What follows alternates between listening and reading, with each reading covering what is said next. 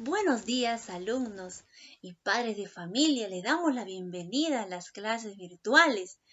El día de hoy vamos a aprender acerca de los viajes de los portugueses.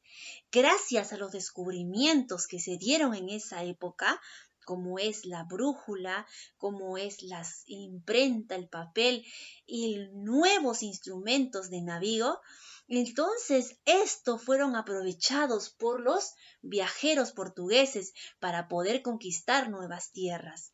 España y Portugal, por su situación geográfica donde se encontraban, era ideal para que los viajeros puedan irse y conocer nuevas rutas en su expedición. Para eso, España y Portugal se dividieron cada uno. A España le tocó las Islas Canarias y a Portugal le tocó las costas de África. Ahora vamos a responder algunas preguntas. ¿En qué consistió el Tratado de Alcazobas de Toledo? Para ellos poder salir en sus viajes de expedición, tenían que determinar zonas de exploración para cada uno de los reinos en el Atlántico, ya que España y Portugal podían salir, ¿verdad? ¿Qué motivos religiosos llevaron a las exploraciones territoriales? Bueno, tenían un motivo religioso, que era la fe católica. Las guerras santas, también conocidas, es decir, que ya no era un conflicto solo político, sino también de índole religioso, que buscaba defender la religión católica. ¿Cuál sería la principal ventaja que tenía Portugal y España? La ventaja era su situación geográfica.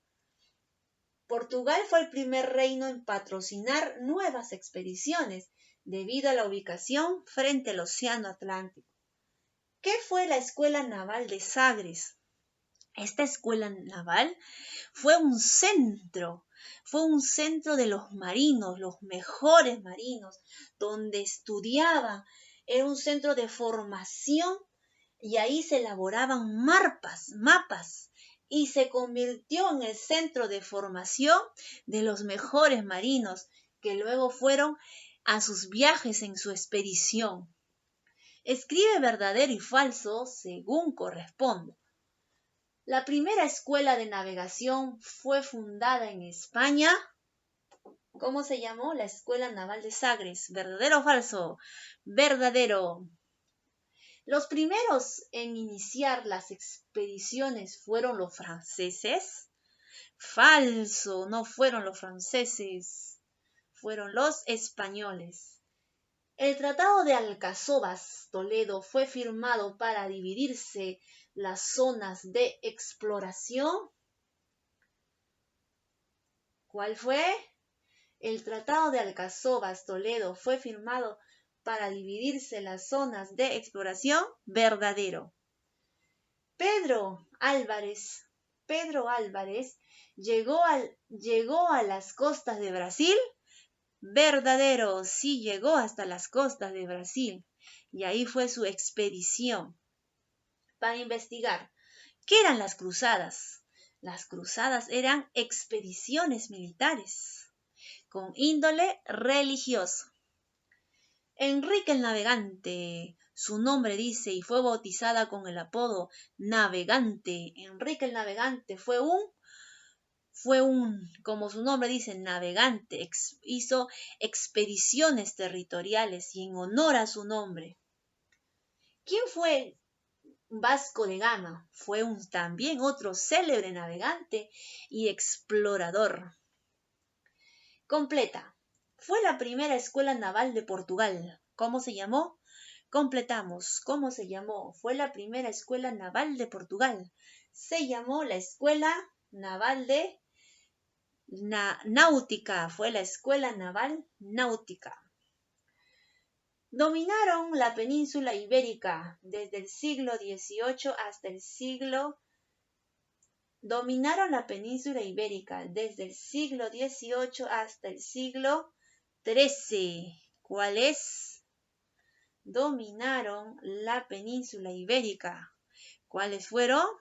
Fueron los reinos del Visigodo. Ellos fueron los que dominaron toda esa península. Fue el rey de Portugal y padre de Enrique el Navegante. ¿Cómo se llamó?